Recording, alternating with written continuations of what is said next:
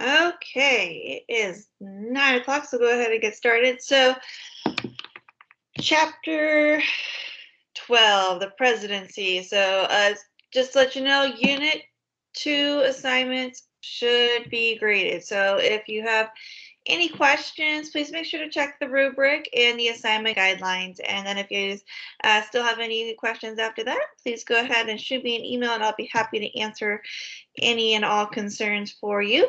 So, Chapter 12, the presidency leading the nation. So, origins of the modern presidency. So the Constitution states that the president must be at least 35 years old. They have to be a U.S. resident for at least 14 years and a natural born U.S. citizen.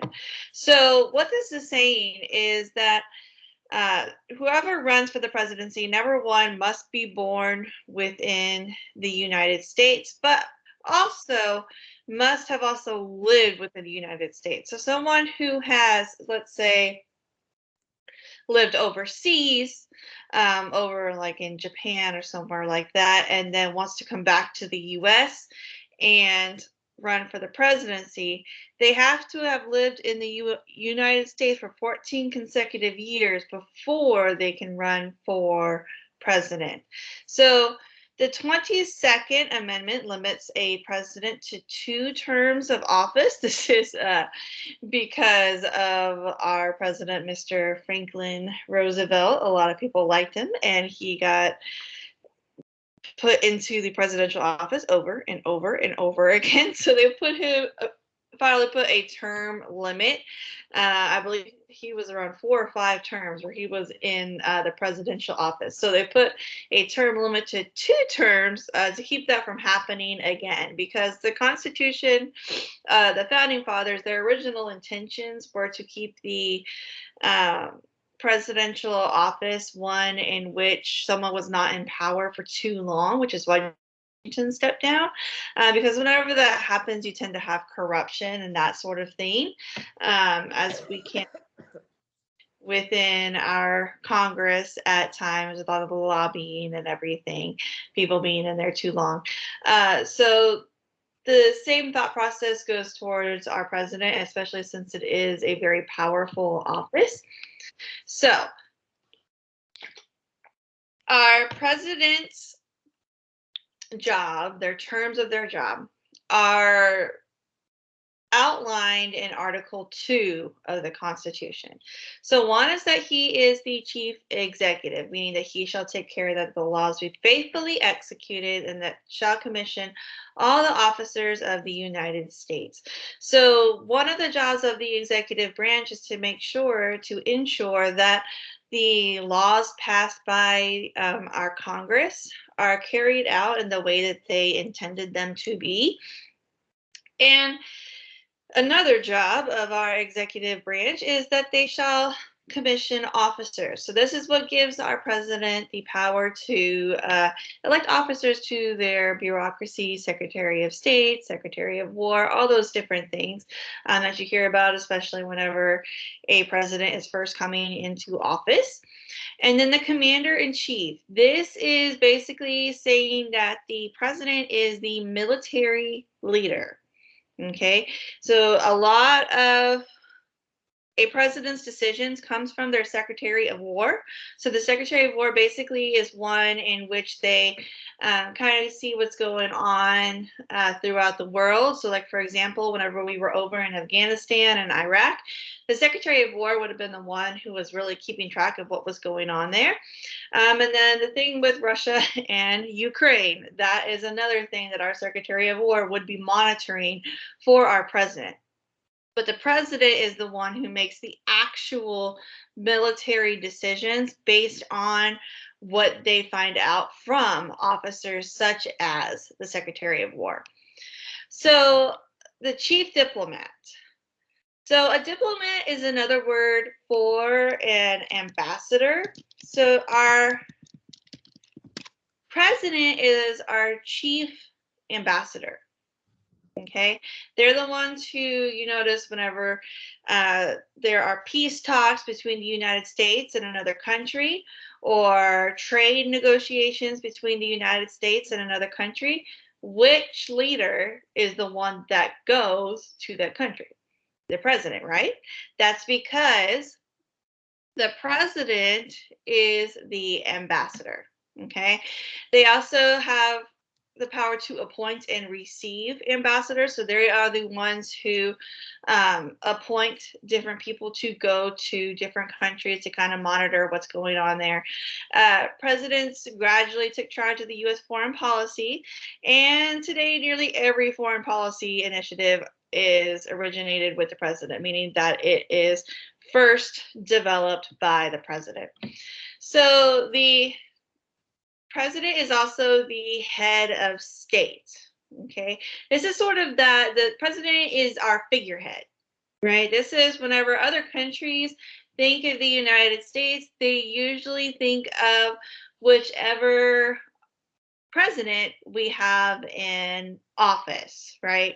So, like Donald Trump, Barack Obama, President Biden, they are all people who have served as our figureheads, okay, the representative for the United States. And then the chief legislature. So, the president has the power to recommend legislation. Okay. Oftentimes, when the Congress is especially the same party as the president usually will really take advantage of this power and trying to recommend measures to be passed by the Congress. They can also push things that are on their platform, on their agenda. So, for example, we saw this a lot with Trump whenever he was trying to push the border wall. We saw this a lot with President Biden whenever they were pushing through those COVID economic stimulus checks and everything. So then we have the president's constitutional roles. Okay, they have expanded beyond what the framers intended them to be. This has happened with almost all of our branches of government, and they have evolved with the needs of our government. Okay, especially as the United States has become a lot more engaged in global affairs, meaning the United States has become more of a global power. We have seen a lot more power within our executive branch because the executive branch is the one that is over foreign affairs.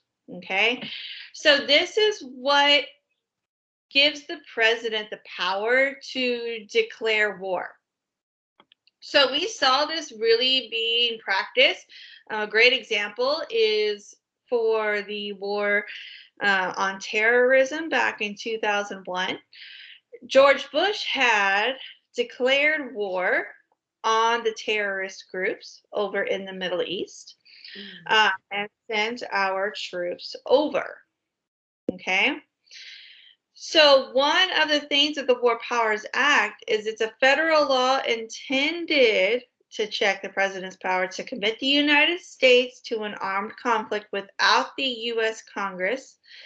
The resolution is adopted in the form of a United States Congressional Joint Resolution, and it provides that the president can send the U.S. Armed Forces into action abroad only by declaration of war by Congress. So one of the things that happens here, though, is that the president tends to, because they are the commander-in-chief, they do tend to act independently a lot of the time and go ahead and send troops over. So by the time that the Congress finds out or by the time that the Congress has made a decision, the president has already acted. So one of the things, though, is that it's only for a limited amount of time that the president can send our troops over. So eventually it must be approved by our U.S. Congress to keep us at war. But by the time the president has already sent troops over, by the time the president has already declared war himself, it's usually too late. We already have to commit ourselves to the war, okay? Because the likelihood that a country is going to allow us to just say, oh, never mind, we're not going to be over here, we're just going to take our troops away. The likelihood that that's actually going to happen is very small, and they're probably just going to come back here and attack. So because of that, the president tends to take advantage of the ability to be able to just send troops over. So the president's use of executive power to permit or prohibit funds provided by acts of Congress. Okay, so Barack Obama permitted use of federal funds to fund family planning clinics, while Trump reversed this decision. So a lot of our presidents use the executive branch to kind of influence the budget a lot of the time. And also, a lot of the time, the budget usually reflects what party platforms support. Okay, so Barack Obama, remember, he was Democratic Party. The Democratic Party usually supports funding family planning clinics like Planned Parenthood. Okay, but when Trump came into office, Trump was a Republican, and Republicans usually do not support funding family planning clinics, which is why the funding got taken away. Okay, so modern presidents regularly submit proposals of legislation to Congress, especially whenever it comes to the budget. And they usually do not hesitate to veto legislation. So if they don't agree with something Congress is doing, they usually do not hesitate to use the power of that veto. So, two features of the office have enabled presidents to claim national policy leadership. One of those is through the national election, having a lot of influence in what is going on, especially early on in their presidency, the first 100 days. That is a very, very, very influential part of their presidency and getting things done. And using something known as an executive order, which is kind of like basically the president's ability to pass their own laws and that sort of thing. The ability to do an executive order usually depends on the Supreme Court and where they put their foot down as to stop the president. And it usually depends on what the president is trying to limit. So, for example, Donald Trump, within his first 100 days of office, one of his executive orders limited / completely stopped immigration from certain Middle Eastern countries.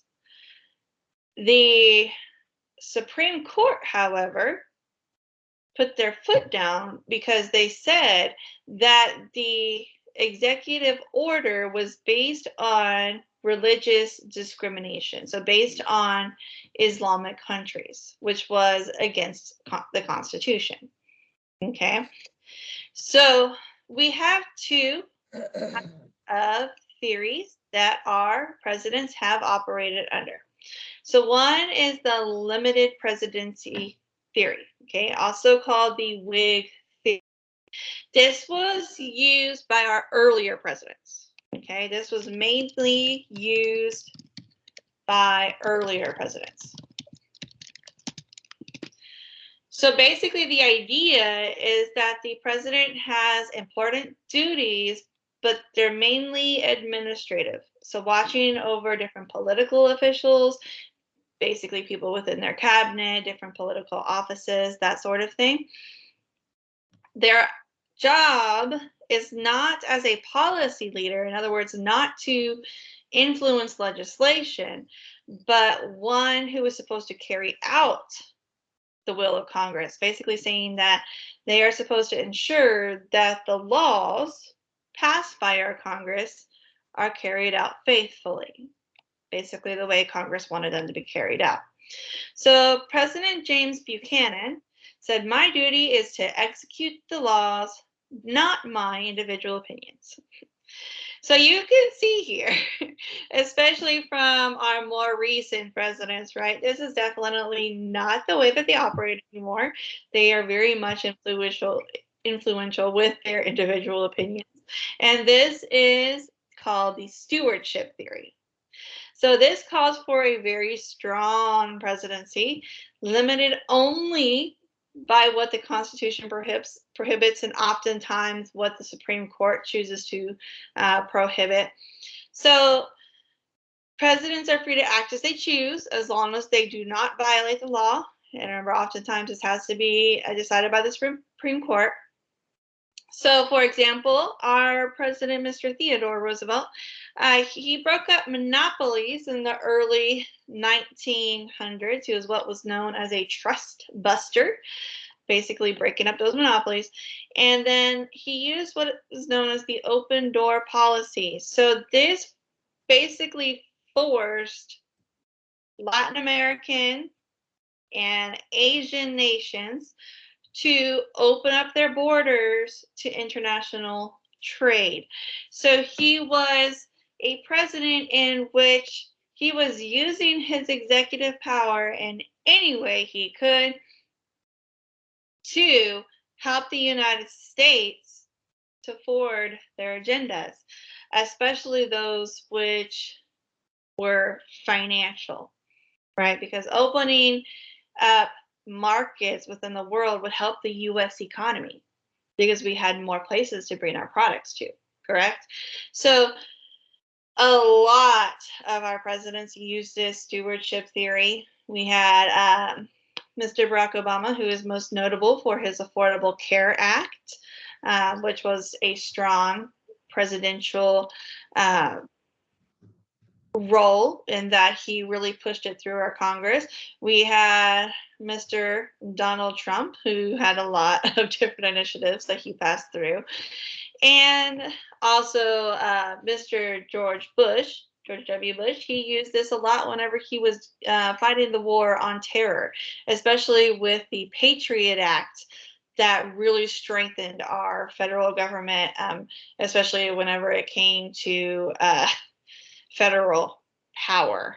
Okay, so the federal government's increased policy responsibilities have made the presidency a very strong office. The domestic policy leadership, the president is uniquely positioned to lead policy initiatives. It's very easy for our president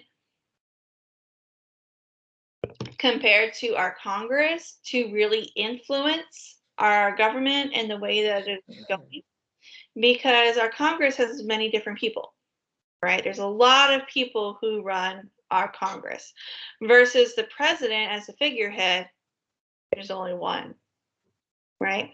So it's a lot easier for our president to lead those initiatives domestically. Remember, domestically means within the country, at home. Okay, so foreign policy, we have changes brought by World War II. So one of the things also with our foreign policy, one of the reasons why our president is usually the one who will make a quick decision within wartime, the reason that happens is because, again, it's a lot easier for our president as one person to be able to make a split-second decision, especially whenever it comes to things of national security or in times that the nation may be in danger. And we saw this with World War II, with Pearl Harbor. Remember, at first, in World War II, the United States was not involved. We gave ammo, we gave weapons, all those sorts of things. But whenever it came to actually fighting in the war itself, we kind of stayed out of the way. We stayed in the background. But as soon as we were attacked at Pearl Harbor by Japan, then we saw Mr. Franklin Roosevelt immediately declare war. Okay, and then we saw this again with September 11th and the quick decision to declare war on the terrorist groups in the Middle East. Okay, so it's a singleness of purpose and a very fast action, a very quick decision.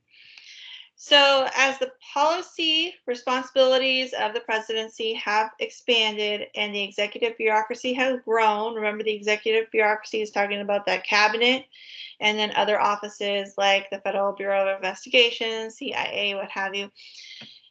So, as they have grown in size in response to heightened demands on the federal government, the staffing of the presidency has also greatly increased.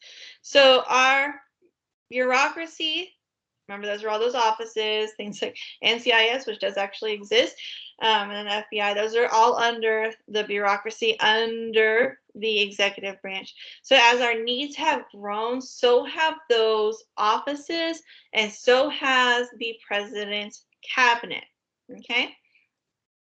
So we have something known as the Executive Office of the President. This was created by Congress in 1939. That's right about the start of World War II.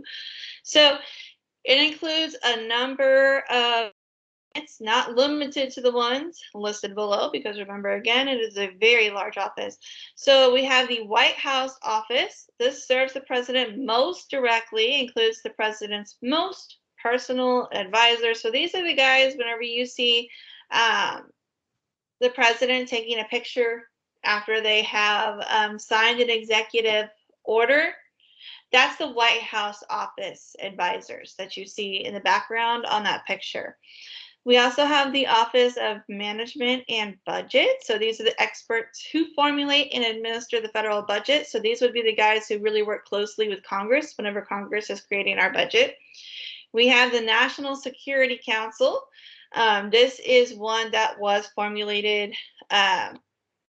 more recently with September 11th, and that advises the president on foreign and military affairs. So they would be the ones who work closely with the Secretary of War. And National Economic Council. So this assists the president on economic policy. So whenever everything was happening with the coronavirus and all the stimulus check decisions and everything that was going on, that would have been the National Economic Council who would have really been behind that initiative. So the vice president.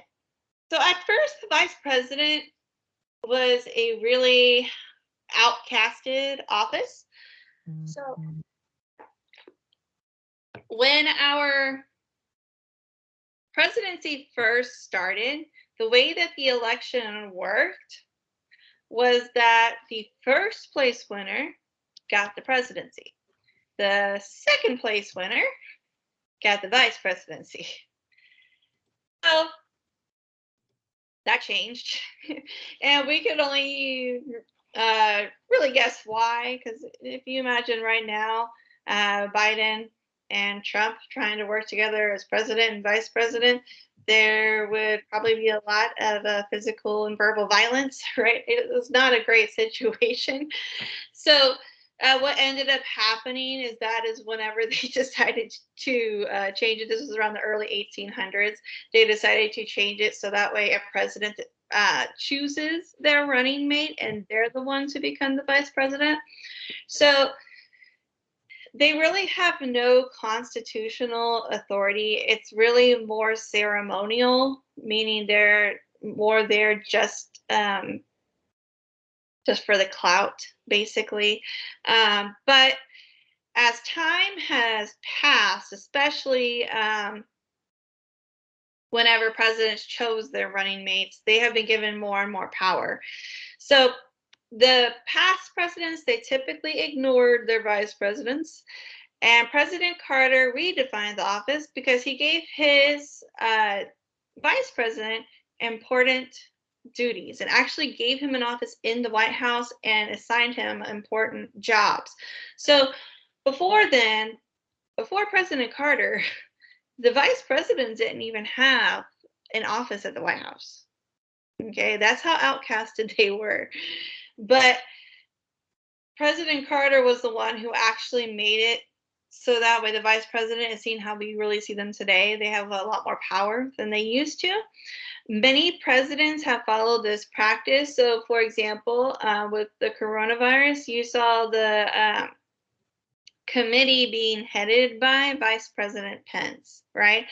That was Trump giving Pence an important role within the country, especially such an important issue that was affecting everybody, right?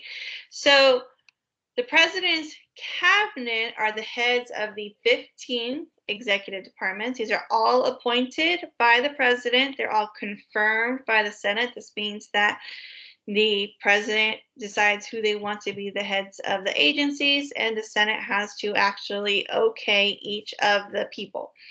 So the cabinet is no longer used as an advisory body. So other presidential appointments, more than 2,000 full-time presidential appointees are picked whenever the president changes office. So whenever a new president comes into office, heads and top deputies of federal agencies and commissions, and about half of the appointees, including our ambassadors and agency heads, require Senate confirmation, meaning that they have to be confirmed by the Senate.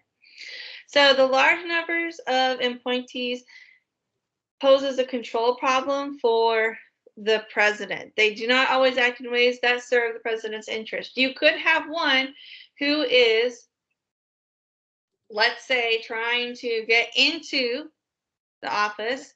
Let's say someone who's trying to get into immigration. They want to be the immigration head. So they act in accordance with whatever they would think the president would want them to say. And then once they finally get into office, they could completely change their agenda because the president cannot take them back out. So the most severe problem is with appointees working in departments and agencies that are not within the White House. So sometimes you have loyalty split between the president and their own agendas, trying to make sure that they're trying to appease the president, but at the same time, they're also trying to appease their agencies. Okay. So lower level appointees are a particular problem because they are rarely seen by the president. And so their loyalties usually run with their agency leader, not the president. A lot of them are new to politics, so they're trying to find their way. And so because of that, they tend to work with their agency and side with their agency. This can be a really big problem whenever we see different agencies that tend to serve under particular agendas that you see within a party's platform. So, for example, our Office of Immigration, ICE, that agency would see a lot of back and forth depending on which party is in power. Okay, so a lot of the times you will see agencies trying to choose between what their goals are and what the party goals are. Okay, and a lot of the times that can really cause a conflict between the two offices. So presidents operate in a system of divided powers. Their formal authority is not substantial enough to meet the broad range of domestic and foreign policy challenges they're expected to address, which is the reason why they use a cabinet and bureaucracy to help them to address all these different issues. So the bully pulpit, the agenda setter. So President Theodore Roosevelt described the presidency as a bully pulpit. So this is a platform from which they can shape the nation's agenda. So because the president serves as the nation's head, they have a lot of power over which way the nation is going in terms of domestic issues. Remember, domestic means things that are happening at home, and foreign issues. Okay, so they have direct contact with the media. We see this through things such as whenever we see a presidential address, okay, and those will take place over different TV shows that people are watching and everything, right? And that is because the president has direct contact with that media. Okay. So, for example, George W. Bush really swung the nation on 9/11 towards terrorism concerns. Okay. And then we saw Trump really swinging the nation when it comes to immigration. And then we're seeing this again with Biden and the issue with Ukraine and Russia. It is developing. And we're seeing Biden making a lot of decisions on how the U.S. is going to handle that issue. So, one bad thing, though, I mean, you could say bad, or you could say it's a matter of checking their power. A lot of our media will tend to highlight a lot of the negative aspects about our president. So this really influences the public outlook on the president. So, for example, a lot of Trump's tweets, whenever he was using Twitter, a lot, right? Only 1% of Americans actually saw his tweets on Twitter. It means that only 1% of Americans actually were following him on Twitter. The rest, the other 99%, saw his tweets because of the media, things like CNN, Fox, social media. Okay, so that should tell you that our president can be really negatively influenced by the media, right? They have a lot of power. So the permanent campaign. So few things are more important to the president's success than their public support. When a president does not have public support, they have a really hard time trying to influence our nation the way that they want it to be influenced. So the permanent campaign. So these are persistent efforts to maintain public support. They blur the line between campaigning and governing. So basically what this is saying is that our president is under the microscope from the moment that they enter the office to the moment that they leave the office. They are in they're constantly being monitored. So in other words, our presidents basically have to continue to campaign throughout their presidency in order to keep the public's and the media's support. So presidents spend nearly half of their time preparing for and pitching for their messages. They travel to different states, especially the swing states and the party loyalty states, and they continue to gather support for the next election. We saw this a lot with Trump, and he went a lot of the times to a lot of different states that he knew supported him. We heard about this, how he was at a convention before the whole issue with the Capitol riots and everything. But that is an example of our president trying to constantly campaign throughout their presidency. So there's difficult policy problems and adverse developments at home will invariably cut away at the president's popularity. So one of the problems that we have is that our public tends to believe our president has more power than they actually have. So because of that, it will sometimes influence how the president is perceived, even if they have no control over what is going on. Okay, we saw this with COVID, and we saw this with war on terror. We saw this in a lot of different things, a lot of different developments that happened throughout our president's terms, and they have kind of this balancing act. So they're trying to keep the public support, A lot of the times they're trying to keep the public thinking that they have more power than they have. But then the flip side is that once something goes wrong, then the president is usually also the one who gets blamed for it, even if they have no fault. So, because of this, more than half of our post World War II presidents, meaning all the presidents who have come after World War II, have left office with a presidential approval rating of less than 50%. Okay, the only president who did not was President Ronald Reagan.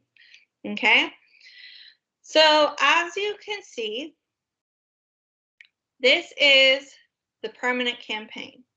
Okay, so you can see these states here, all of these states right here, right? These are basically saying which ones are competitive, which ones are non-competitive, basically stating which ones can be swung either way, meaning it can go Democratic or Republican. Texas is included in this because there are changes in demographics, and which ones tend to stay the same. Okay, so this is a chart for you to peruse. You can probably spend some time on it on Canvas. We won't spend a whole bunch of time here. But the thing you can see here, though, is that the final year average, meaning the presidency rating, how people approve the presidents, has greatly decreased, right? Our highest are Eisenhower and Kennedy, Reagan, and Bill Clinton. Okay, almost everybody else was a very low percent in how people perceived that president. And a lot of that, again, had to do with things that the media had said, that people had said. We see a lot of this influence, especially Obama, Trump, with the influence of social media. This will affect our final year average as we move forward in our presidents. So the president is the chief legislature, they're the party leader. So the president must work with Congress, especially because they are in charge of watching over legislation and how it is carried out. And they acquire leverage with Congress from their role as party leader. So again, whenever the president and the Congress are the same party, this is especially important if they're trying to get their platform, their goals pushed through. Okay, because they are their party's highest elected official. They are their party's figurehead. And the relationship is not always easy, even when the two parties are the same. So, for example, when Trump was trying to build a wall, the Republican members of Congress refused to financially support it. Remember, it was a very expensive project in the billions of dollars. And the Republican members of Congress knew that would require higher taxes and that sort of thing, so they did not want to support it. But Trump was trying to push it through. So you saw them butting heads a lot of the time. So there are several ways that presidents can persuade Congress. They can appeal directly to the American people. So they can say, hey, I'm trying to get this pushed through. This is what you wanted. You need to tell your congressman that you're concerned about this, that you want this to happen. And a lot of the times, especially if the congressmen know that their constituents are paying attention to how they're going to vote, they will support the president. Okay, because if not, then they lose that vote. If they lose that vote, they lose that office, right? Which means that they have lost their career, right?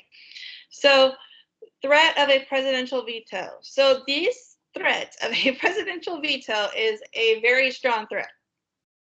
Reason being, it is very hard for our Congress to be able to get above a 50% vote, okay, to pass a bill. Very oftentimes very, very difficult. So when a president threatens to veto a bill, that requires over 2/3 majority. So that's over 67% of the Congress in each chamber. That is very difficult for them to do. Okay, so this threat of a presidential veto can be a very strong threat. and oftentimes will swing the legislation in the way they want it to go. So we have an executive order. So this is a presidential directive that implements or interprets a law passed by Congress to create legislation of their own.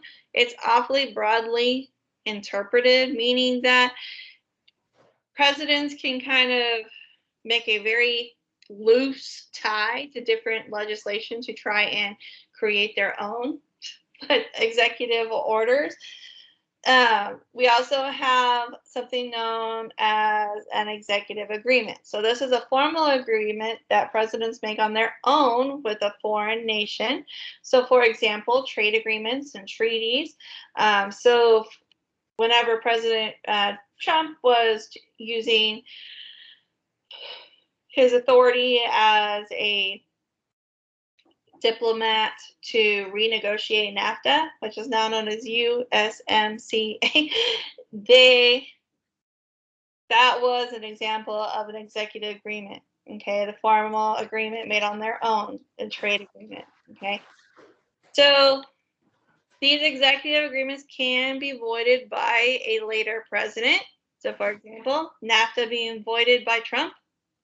Okay, and oftentimes the treaty also requires Senate approval. So a president can negotiate a treaty, but it has to go through our Senate in order to become confirmed. Okay. Just a side note, can everyone please check their microphones, make sure that they are turned off so we can keep out any background noise. So use of military force. So roughly 150 president-initiated military action since the end of World War II, basically saying that our presidents have had a huge influence on our military and military action. So an example would be Reagan and Grenada. So basically, this was an invasion based on Cold War fears of the communist and Marxist governments, basically fears of the Soviet Union. Reagan had pushed troops into Grenada, and Congress, which is supposed to be the one, right, who makes these declarations and everything, didn't find out troops were there until the next morning. Some of them did not even find out until they were watching the morning news. Okay, so our presidents especially can be very sneaky about the way that they push these things through to try and get what they're trying to get done.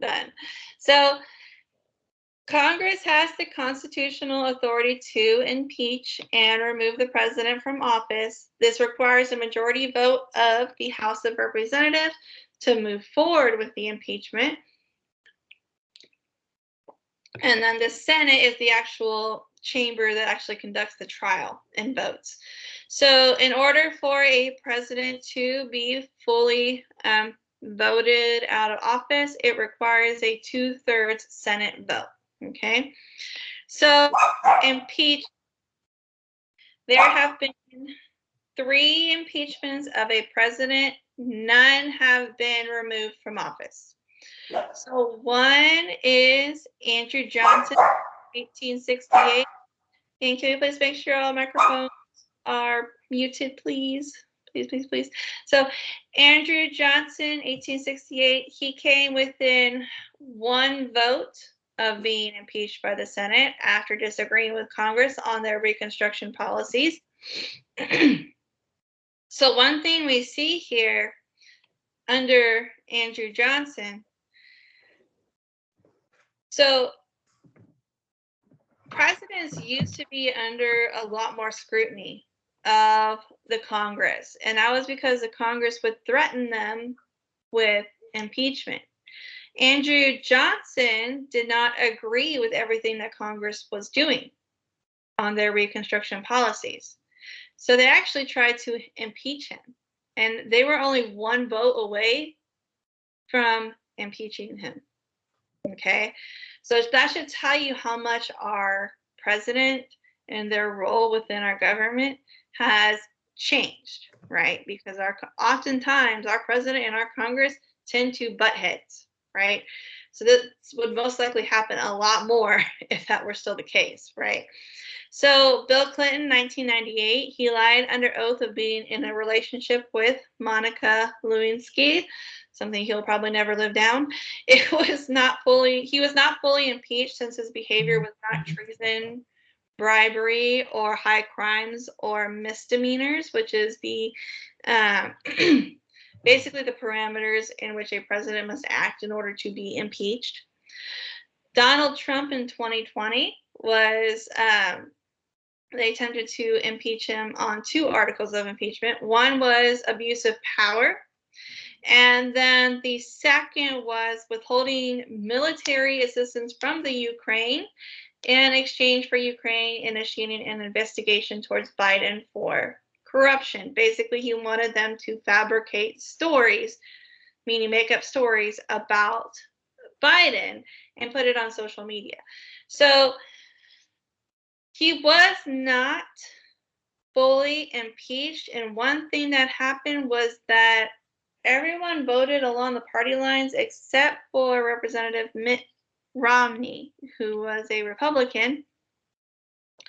He had voted to impeach Donald Trump, and from the Congress lecture, the recording I had on there, when a congressman loses their party's backing, it's basically career suicide. They're done. So the fact that Mitt Romney lost his party's backing, that was basically the end of his career with the Republicans. So we have approximate numbers enacted, meaning these are approximate numbers of things passed. So executive agreements, we have 17,300, and treaties, we have 1,100, okay? So one thing we also see is that our strong presidents, meaning the ones who really have a sway over their political office, usually are ones who have a very strong plan. So one of these was President Ronald Reagan, which was part of the reason why his approval ratings were higher. So he was a very strong president because of his approval by the American people and because he knew how he wanted to handle the domestic economic issues that were going on within the country. He had a very detailed outline plan on how they were going to address the economic issues known as Reaganomics. So he wanted to reduce federal income and capital gains taxes, which would put money back in people's pockets so that way they could put more money into the economy, which would strengthen the economy. He wanted to reduce federal spending, meaning reducing federal debt, that sort of thing. He wanted to reduce government regulations, so this had to do with businesses. And he wanted to tighten the money supply to reduce inflation. Because one of the things we see happen is whenever there's too much money in circulation, that is whenever inflation tends to run a lot higher, which means things tend to cost a lot more money. So by reducing the amount of money within circulation, he was able to reduce prices, which therefore made it so that way all this money people had more in their pockets because the income taxes were lessened. They were able to spend it on more things. Okay. So again, because his plan was so outlined, so very detailed, he was a very successful president. Okay. So presidential success is also dependent upon whether circumstances are such that bold action is needed. Okay, so if a president is overzealous about something that the American people aren't really concerned about, that is whenever we start to see approval ratings go down. So for example, Trump's wall, this wasn't really supported by the party. Some people supported it, a lot did not for various reasons. The stage of the president's term, so whether the economy is trending up or down. Okay, this is one of those things that oftentimes the president does not have a lot of control over unless they've implemented some specific policy like Reagan. And the makeup of Congress. So whether they're willing to support the president. So this has a lot to do with if they're the same party as the president, have the same goals as the president, or if they are a different party from the president. So let me get some water real quick. I'm losing my voice. Okay, so special circumstances foster presidential power. So oftentimes, if an issue is one in which decisive decisions or powerful decisions are needed, you will see presidential power grow. And one of these we saw was the Great Depression with FDR.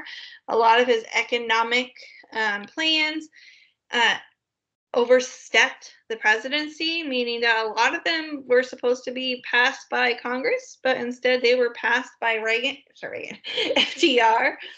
So because of that, FDR saw the presidency grow underneath him. We saw this also with George W. Bush with the Patriot Act. Again, the federal government power really grew, and this was in line with the war on terror and the threats to the nation. It was seen as something that was necessary to protect the nation. So the president's office grew under that circumstance also. So the popular impression that presidents unilaterally decide national policy is incorrect, right? We have a lot of checks and balances put into our Constitution and into our branches.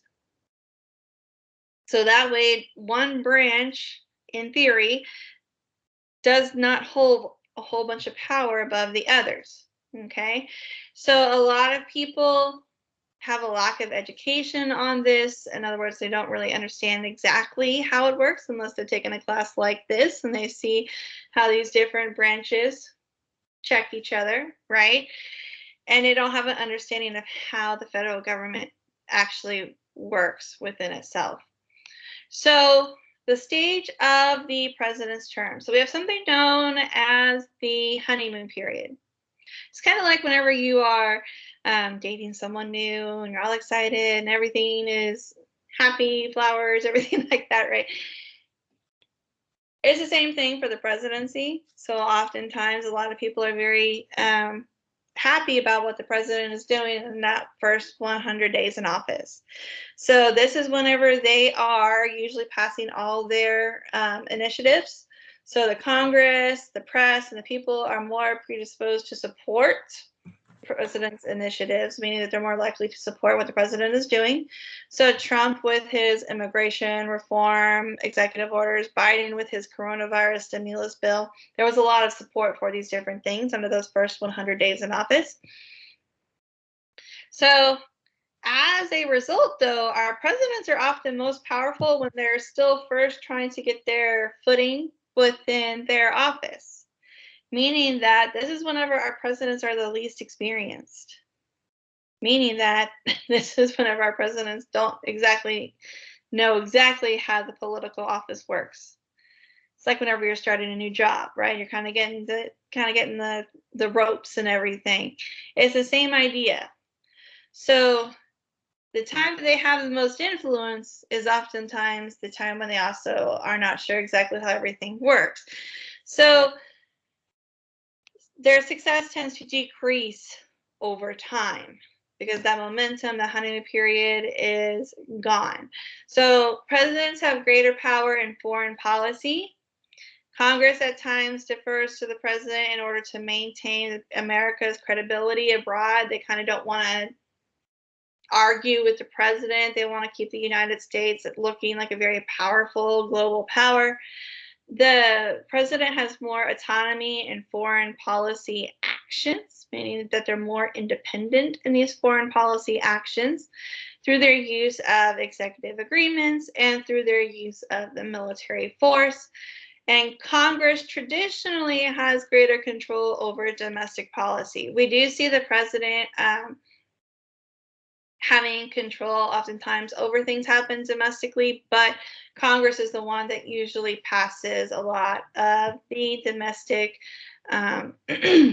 laws and such over our country.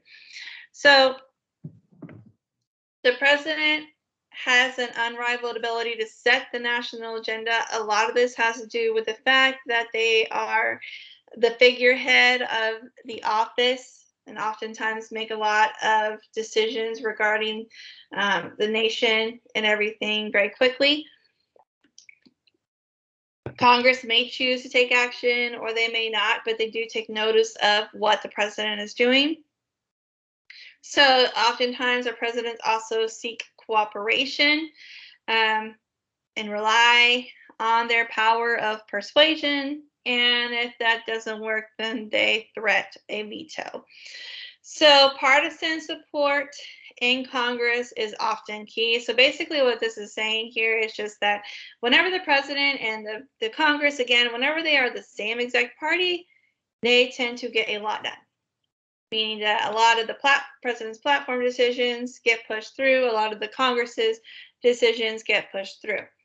Whenever they are different parties, they tend to butt heads, and that is when we see almost nothing happen. So, as you can see, percentage of bills backed by the president that were passed by Congress. So when a Congress is controlled by the president's party, 84% of the time, these bills pass. Right here. But when Congress is controlled by the other party, then 54% of the time. That's a pretty significant difference, right? So last slide, guys. So presidents strive to be the center of national attention because they are that figurehead. It's a key to their policy influence, the ability to win the support of other leaders and the American people. They are the ones that other countries look to whenever they are looking to have some sort of relationship with states. The public's expectations are high because of the perception that presidents are in charge of the government. They often think that the president has the power of a monarch, a king or a queen, right? But they do not. They are checked just like any other branch.